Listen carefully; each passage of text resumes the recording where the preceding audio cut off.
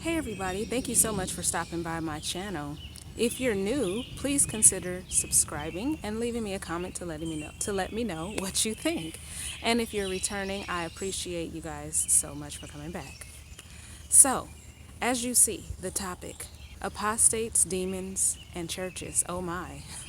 Now, of course, I'm being silly with that title, although it is a serious subject because it has to do with fear and conditioning upon the young mind of the witness.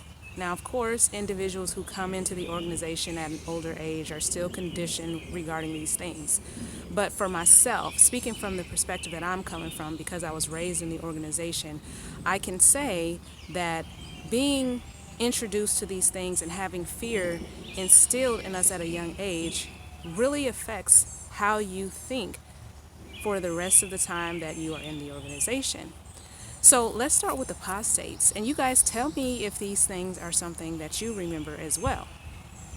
So for me, I currently live in Georgia right now, but I grew up in California.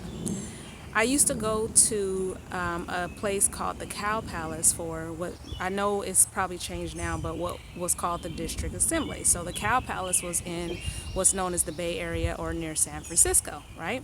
So that's where we used to go.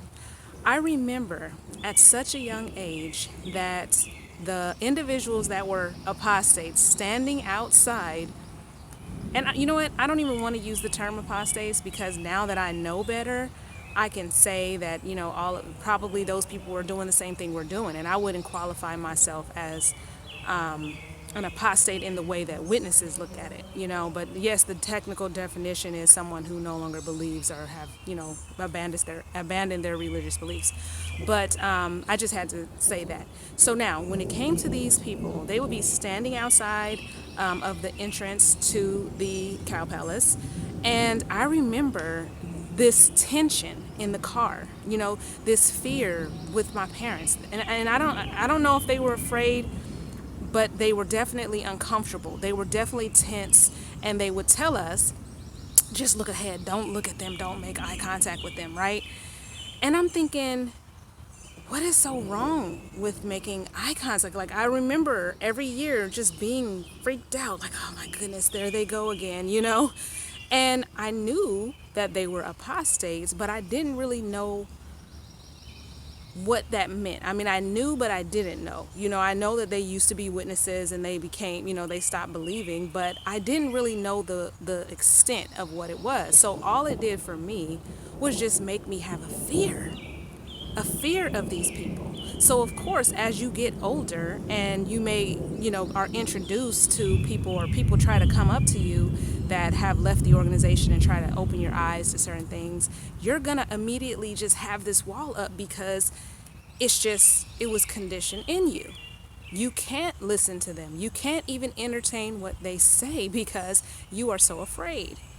And as we now know, those individuals most likely had it right? Those individuals probably were questioning the same things, or some of the same things that we're questioning, or talking about some of the same things that we talk about. And so therefore, all these years later, now that we wake up, we look back at that and say, wow, very judgmental of us, And it's just, furthermore, what I know people say this all the time, but truth can stand up to scrutiny. Truth can stand up to any type of questioning. So why the fear? Why do you teach your children to be afraid of people that don't think like you? People that dispute what you believe, or that question what you believe. As a kid, I don't remember if I even knew how to read like that. You know what I'm saying? I didn't even know what the signs said, but I just knew to be afraid of them. I knew to shut them down. And that is just craziness. Now, the next thing has to do with demons. We all know how much the fear of demonic influence was instilled in us. There were stories, there were magazines, there were people who would give their comments about their different experiences with stuff like that. And it was just an overall fear that any little thing that you might engage in, whether it be certain movies, certain cartoons, playing with certain toys, that it could potentially invite demons into your house, into your spirit, into your, into your mind, whatever. It's just crazy if you really think about it. We're afraid of this thing that we don't even really know how to describe what it is at that point when we're young. So we just have a fear. I don't know how many of you remember the Smurfs, because I know the people that are younger on this channel probably don't know what the heck I'm talking about. But those of us who are in my age group, maybe a little younger and then even older, might know what I'm talking about.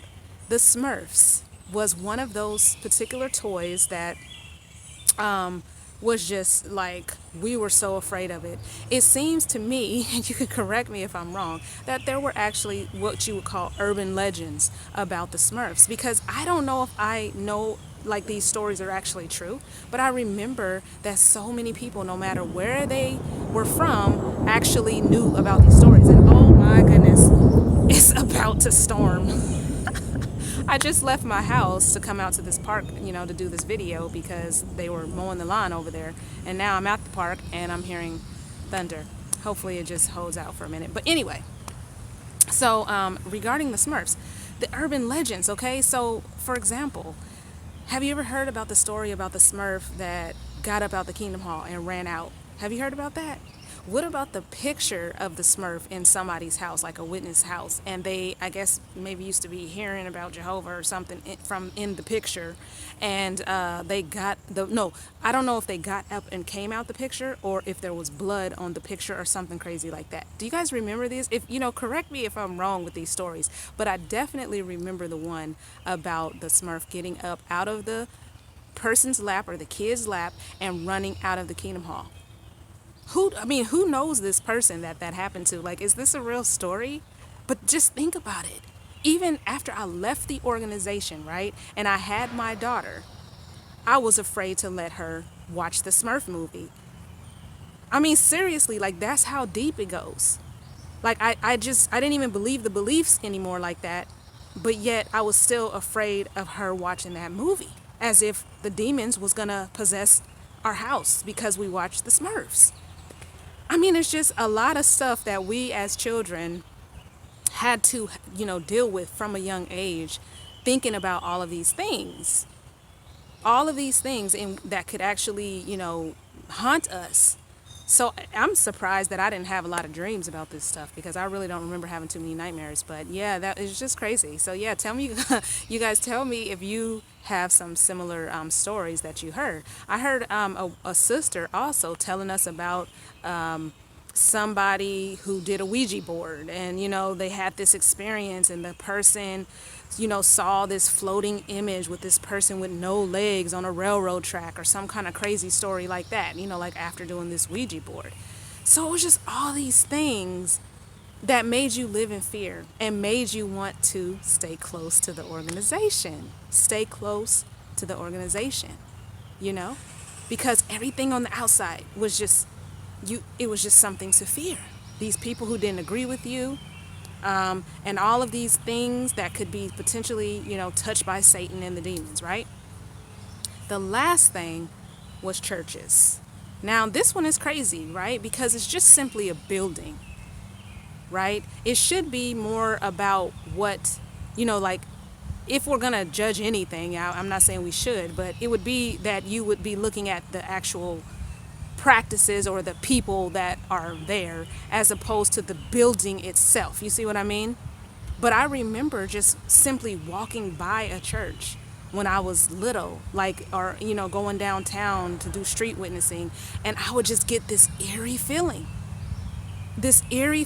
And sometimes you have certain things that you would call self-fulfilling prophecy, or I know you know what I mean. Like, I would feel that, but it was because of everything that was in my mind about that thing. It wasn't the thing itself that caused me to actually have those feelings.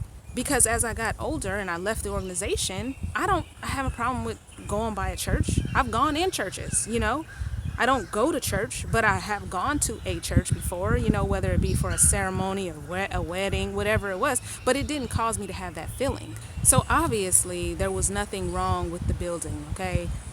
It was not possessed. The building itself was not haunted. But these are the things that we grew up with. And it caused us to make some very unfortunate decisions. Like, for example, real quick, because I do hear that it's about to start storming. No, I gotta go. Oh my goodness, you guys. This rain just started pouring. I don't know if you can see it out the window. And I wasn't even that close to the car, so I had to run. So anyway, I just wanted to finish the video real quick. I'm gonna have to start driving. Get out of this crazy weather. This is Georgia for you though. It rains in the summer. Yeah, I wasn't used to that being from California. So I hope you guys can hear me because it feels like I have to talk over the rain. Anyway, the last thing I was gonna say about these bad decisions that we sometimes have to make, right? Like not going to a family member's wedding or not going to a funeral service just because it was in a church. These are things that could have been avoided and caused some of our families to, you know, have bitter feelings. My great-grandmother, before she passed, you know, thankfully I wasn't a witness and I got to, you know, be around her a little bit more at the end. But one of the things she told me is how bad she felt about my mom and her sister not going to her husband or their grandfather's funeral because it was held in a church. So she had still held on to that. And you see, that's silly, you guys. That's some silly stuff. But this is the kind of mentality we had as witnesses. These are the type of things that were instilled in us as children. This fear that was unnatural was put in us, that we grew up like that, you know. And so it's one of those things where once you leave, you have to reshape and reframe your mind so that you're not, you know, afraid of these little petty things that we should have never been afraid of in the first place. But anyway, I hope that this video turned out okay. I don't feel like re-recording it, so if I put it on, you know, I hope it turned out okay. You guys, it is kind of really authentic, obviously, because I got caught in the rain and you've seen all that. So anyway, I look forward to talking to you again on my next video. I hope you guys have a great day, and thanks for watching.